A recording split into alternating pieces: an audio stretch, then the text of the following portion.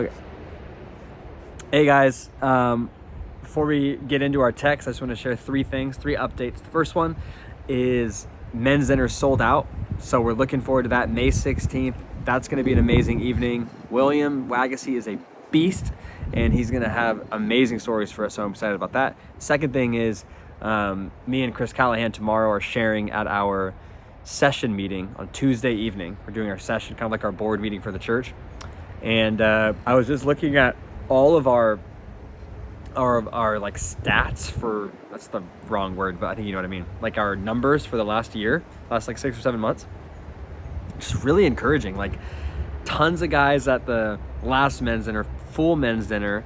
We had a full men's retreat. That was awesome, like so great. And then like, I was just thinking like, we have so many people plugged into our ministry. I was just like reflecting on that. So like, if you're a table group leader or co-leader, thank you so much for investing in guys and in these ministries. Like seriously could not do it without you.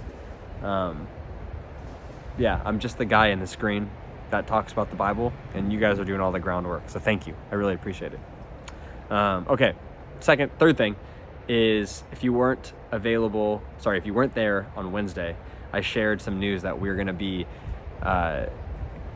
creating content throughout the summer. So I'm going to work through the Psalms of Ascent, and it's the songs that the Israelites would sing as they would head up to Jerusalem for yearly festivals, and they're really amazing. They have a lot of like a lot of depth to them, and so I'm really excited because the reason I'm excited to share about them honestly is I was in Israel and I did one of the ascents that they would take. I started in Jericho and we went all the way up to Jerusalem, and we read the Psalms of Ascent as we were going up.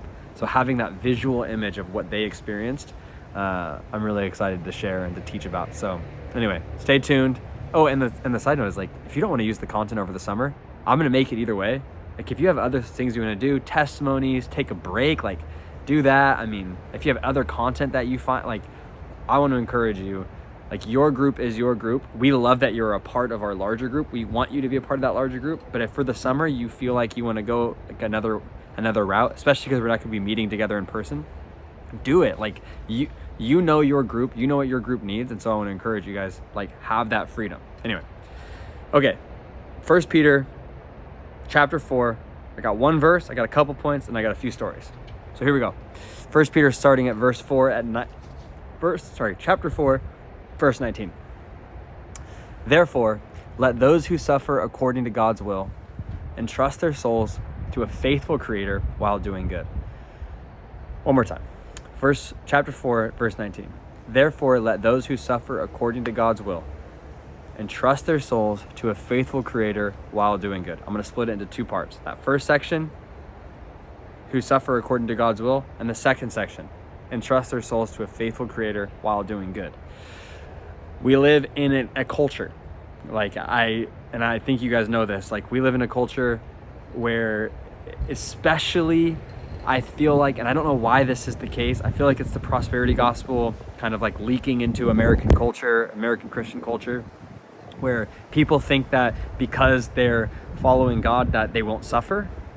And like that's the exact opposite of what the Bible teaches. I mean, Jesus literally says, in this world you will have trouble, but take heart, I have overcome the world. And Peter says it in just like a few verses before this. He says this, beloved, don't be surprised. This is verse 12. Don't be surprised at the fiery trial when it comes upon you to test you as though something strange were happening to you. He's saying like, if you're surprised that you're experiencing suffering, like we don't know where your biblical worldview is coming from, because the biblical worldview that the writers of the scriptures write and teach is that people suffer. Job 5 at verse 7, he says this, man is born to trouble as surely as sparks fly upward. I just think that verse is so good. It's just like, you should expect suffering in your life as surely as sparks fly upward. Like it's gonna happen. They go up. Sparks go up. You know what I mean? But I think it's important to have the right kind of framework for suffering, for biblical suffering. And so I kind of have one thought that I want to share with you that can help kind of reframe our thinking. And it's this right here. Don't do anything to bring suffering on yourself, but expect suffering to come your way. Like, I feel like that is a like, from the scriptures, you could pull that out and be like, that is a biblical principle. Don't do anything to bring suffering on yourself. Meaning, don't sin in a way that's going to cause suffering, right? Like if you're complaining about suffering and it's your fault, you shouldn't be complaining about suffering because it was your fault, right? Like, if you're like, oh man, like, I just am experiencing suffering, it's like, well, why? It's like, I'm just so hungry. It's like, well, why? It's like, I haven't eaten. It's like, okay, so eat, right? Like, oh man, I feel like I'm just like, I have people in my life who are like this. It's like, oh, I'm feeling depressed. It's like, well, why are you depressed? It's like, are you doing anything stupid or sinful? Like, that's the framework. Are you doing anything stupid? Meaning, like, are you staying up till 4 a.m. and only eating hot Cheetos and Mountain Dew and getting up at 12 in the afternoon and don't have a job?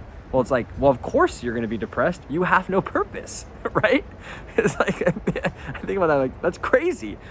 Or are you doing something sinful? Like, are you being insubordinate at work and then you got fired? Like, well, of course you're going to be suffering because you got fired, right? Are you cheating on your wife and now your kids don't trust you? It's like, don't do anything that brings suffering on yourself and expect it to come your way.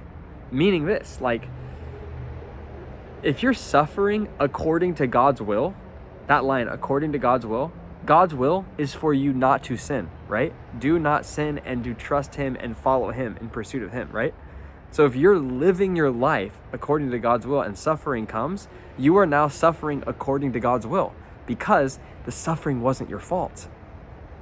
Like, when sin entered the world, it affected the entire world, right? Not just your own life. Like, you're not the only one that causes sin around you. People sin against you. I mean, like, even natural catastrophes are a result of the sin of the world. I mean, it's like bad things happen because of the fall of man. And so now, as a result, suffering comes our way because of the result of sin. So, for example, when someone sins against you, let's say you are doing your best to be loving, compassionate, gracious, kind, all of the attributes, the fruit of the Spirit, the whole thing, and someone disrespects you or cuts you off on the freeway or hurts your feelings or gossips against you or says something against your family or is disrespectful to your wife or your kids or whatever that looks like. It's like, you shouldn't be surprised. You should almost expect it. And you should trust, as long as you're doing everything in your power to not bring suffering on yourself, meaning not doing anything stupid or sinful, that you should be like, okay, I'm doing my best to not suffer, to not have suffering come from me, but I can expect suffering to come my way. And so with that in mind, with the expectation of suffering coming your way, the next thing that Peter says is really important. When you have suffering, you entrust your soul to God, who's faithful, and you do good. That's it. So for me, it's like, I remember I had a season of depression and anxiety. I remember it, Valentine's Day of 2022, hit a wall. Don't even know what happened. Fell into depression, couldn't get out of bed, tunnel vision for like weeks and weeks and weeks. I was like, all right, I gotta like figure it out. So I started going to bed at 9 a.m. I started working out more. I stopped drinking completely because I was like, that's just gonna mess me up if I do that at all. So I just cut everything out. Don't do anything stupid or sinful.